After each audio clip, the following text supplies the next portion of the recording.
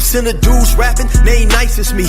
98% ain't lived the same type of life as me. The judge gave me life and then they sent me where the life is be. That level 4 with depth and vice, the type of stuff they like to see. Two choices, fight or flee. I refuse to die a chump. I never been a mark, but damn, it's scary when that riot jump. I seen dudes cry, get punked, or some sexually brutalized. Knew a dude who lost his life and he was only doing 5 year-long racial fights when homie all you do is ride. Lonely days and nights up in a hole causing suicide. From the moment you arrive, you see the Mexican mafia, AB skinheads with big giant swastikas, pro-black philosophers, the BGF, the Kumi, and Muslims who will murk you from the nation to the Sunni. That MS was loony, quick to ride up on they rival. Even Christians went to church, hide knives up in they Bible. Political and tribal, the Crips and Damus, the Long Beach, the Hubs and the Dubs and the Grooves, the IE, the Bakersfield, the Dago Pyrus, the Hustlers quick to roll, the gangsters don't move. Whatever clique you choose, you better stick to your rules. I done seen cats get hit and the force will lift them off their shoes. The gun tower got the power, they will kill you if you move. The gun tower got the power, they will kill you if you move. Say, what's cracking, YouTube? It's your boy 16 to life, and I'm back like I'm on a parole violation. You're down! You're down! You're down! I'm here to kick another story for y'all, man, but before I get started, do me a favor. I need you to hit that like. I need you to subscribe to my channel if you have not yet done that, and also hit that notification bell. That way, anytime I drop a story, you'll be notified, and you can hop on it ASAP Rocky or whenever you're ready. In 1996, I ended up getting 16 years plus life, and I left the county jail. I went to reception center. Reception center is basically another prison where they receive you, you know, they diagnose you, they, you talk to some counselors and this and that, and they pretty much, they assess you and figure out what prison you're going to. So from the reception center, I ended up going to, Salinas Valley. Now, Salinas Valley was a level 4, 180 prison. Now, what that is basically the highest level of security that California prisons have to offer. And now, the difference between a 180 and a 270 is that the 180s are more secure. They're built to try to limit a bunch of convicts being congregated in one place. So, for instance, the chow hall on a 180 is built right into the building. So when they release you from the building, you come out, the guard will open the door, you go to the left through a little hallway, and the chow hall is connected right there to the building.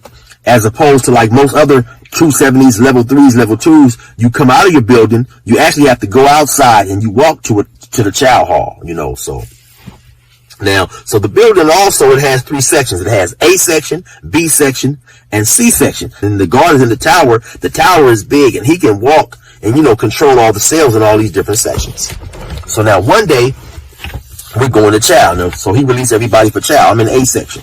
He released everybody for chow. We go to chow. When we come back, he's opened up the doors, telling everybody, of course, to lock up, go back in your cell. Now, there's this one dude. Now, he's upstairs. My cell is downstairs. Now, there's this one dude, and for the intents and purposes of this story, I'm going to call him Smiley. Smiley's from up north. So, he telling Smiley to lock up. Now, Smiley is telling him, hey, man, open my cell a little wider. Now, the guard is a black guard. The guard is probably about 5'9", you know, probably in his 30s, early 30s somewhere, 5'9", maybe about 185, 90 pounds. You can definitely tell he hit that gym. He's in that, you know, he's in the gym.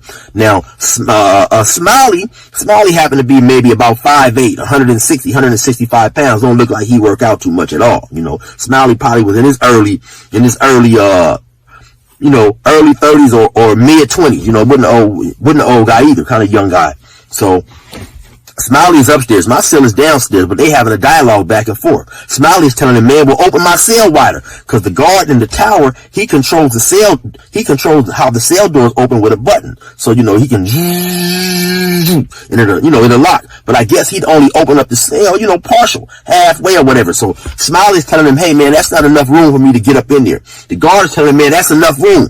You know, get your ass up in the cell. This is how the guard is talking to him, a black guard. So they having this dialogue back and forth. Smiley like, man, fuck you. I'm not going up in there. Open that cell wider. I'm not just to squeeze through there. He like, man, that's enough room, man. You better get your ass up in that cell. Smiley telling him, I'm not going nowhere if you, unless you open that. So they having this dialogue back and forth like 2 or 3 minutes. The guard tell him, okay, you wait till, you better get your ass up in there, man, or I'm gonna come up out this tower and put you up in there.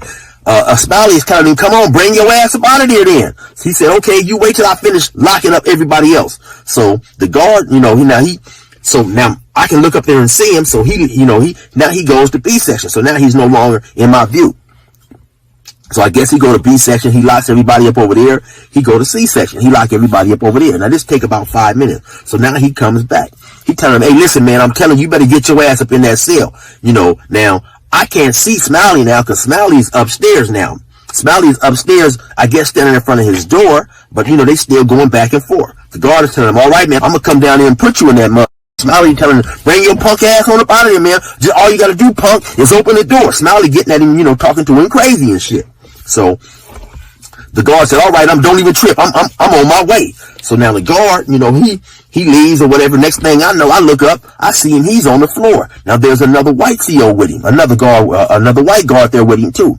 The white guard is saying something to him. He tell him, no, man, I'm cool. Don't trip. Stay right here. I got this. This is what the black guard tell the white guard. I'm tripped. He said, no, don't hit the button or nothing. I got this. So after he finished talking to him, now the black guard is on the actual floor. He done came out the tower and he's in the building on the floor. So he look up, he tells Smiley one more time. He said, hey man, I'm telling you, you better get your ass up in that cell. Smiley say, man, go up there and open the cell door then. I'm not squeezing through there. He said, all right, don't even trip. I'm to come put your ass in that cell. So now the guard comes. Like I said, at this time, I'm in my cell. The guard comes. He walks past my cell. Now I hear him walking up the steps. He's telling, I'm telling you, boy, you better get your ass in that cell. Smiley's like, I'm not going nowhere. So he walk on up the stairs. Next thing I hear, ooh, I hear some noise like they up there fighting and squabbling and shit. All of a sudden I hear, bitch, you bitch, didn't I tell you to get your ass in that cell, bitch? Didn't I tell you, bitch? Turn around, bitch. And I, ooh, I hear mother like getting slammed all up against the door and shit. I'm like, what's going on? So they up there, they into it, right? So a few minutes later, now I hear the guard telling them, yeah, bitch, next time I tell you to do something, bitch, you do it. You hear me, bitch? So now they walking down the stairs and now Smiley is handcuffed now. So now he walked down the stairs now, take him to it's a little door that you go out. He take him by that door, put him up against the door, pat him down and stuff, I guess to make sure he don't got no weapons or nothing like that. And he take him on up out of there. I'm like, damn, that was some crazy. Right? So he walked him on up out of there. And the whole time now he talking to him. The guard is talking crazy to him, calling him all out his name and shit. You a punk, you ain't hard, all this old type of shit. Now, Smiley ain't saying nothing. He don't have nothing to say. So, they take him over there wherever they take him to the program office. Actually, I never seen him no more. And then the guard eventually come back, maybe about an hour later or whatever. And then they open up yard and let us go to yard. So now me and my boy Dre was from Long Beach Insane. So we going out to the yard. Now there happened to be an Asian dude who lived right next door to Smiley. So Dre knew the dude. I think the Asian might have been from Long Beach or whatever. I don't remember his name though. So Dre asked him, he said, hey man, what happened, man? What happened when the guard come up there? The agent said, oh, he treats Smiley like bitch. He tells Smiley, you bitch, you bitch, you bitch. So, it was real funny. The Asian dude was telling us what happened, but the Asian's English wasn't all that good. But he said, oh yeah, he treats him like big bitch. He treats him like bitch. He grabbed him, he slammed him. So, it was real funny, man. We was laughing about that. And that was actually the first time, man, I seen a guard come out the cell, get cracking, and put his hands on a dude. Or actually, like I say, it was the first time I heard it. I seen him when he walked him down and escorted him out, man. But, back in the days, man, some of them guards would actually give dudes a head up fade. They would come out, like I say, they would come out, or they had a little room. They come out the tower. They had a little room. They tell you to come in, man, and they fight you man to man. I was in Ironwood. It was a white guard down there fighting dudes out, calling dudes out, man. And sometimes you in prison, you would have a dispute, the dude wouldn't write you up if it was just like a dispute between two men, what I'm saying? They would go there. You had some of these guards, man, who had no problem, man, giving you a head up fade, what I'm saying? And so like I said, I know a couple guards who did that, and out of respect to them, I'm not even gonna call their names out, cause some of them was really with the business, you couldn't disrespect them. They would treat you like a man, but in the event, you thought that, oh man, take that badge off. I'll whoop your. Some of them wouldn't go over that. They would actually come out the tower, like I said, man, and give you that head of fade, give you what you was asking for. And now, of course, if you sitting there, you talking all this shit to a guard because you think that he's not fit to give you no head of fade, he not fit to come out the tower, and then he do come out the tower and tell you, what's up, man, let's go get that. There ain't no way you can turn that down, because now you got the whole, you know what I'm saying, convict population looking at you. You didn't talk to all this the guard. Now he tell you, yeah, bring your ass up in here, and you don't go up in there, or you can best believe your reputation is over, man. So, you know, there was back, like I say, there was a time back in the days where some of them guards would give a dude what he was asking for, man. If you wanted that fade, you could get that fade. You know what I'm saying? So, hey, man, that's my story right there on that. Hopefully y'all enjoyed it. Y'all be safe and resume normal program.